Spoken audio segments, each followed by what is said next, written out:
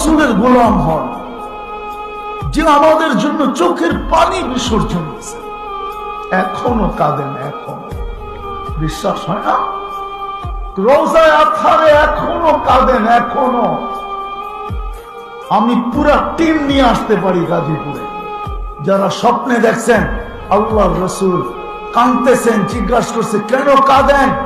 বাংলাদেশের সরল সহজ উম্মতের জন্য কাঁদেন। মাঝে মাঝে কেউ দেখেন পুরা উম্মতের জন্য কাঁদেন। আমার মনে হয় মাঝে মাঝে চিৎকারও দেন, আমার উম্মতের কি হয়ে গেল। হাদিস আমাকে এটাই বুঝায়।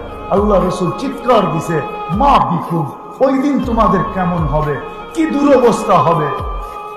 তগা নিসা উকুম, তোমাদের মেয়েরা অবাধ্য হয়ে যাবে। ফাসাকা ফিতিয়ানুকুম, তোমাদের যুবকরা ফাসিক হয়ে যাবে। যুবক ছোট একটা জীবন,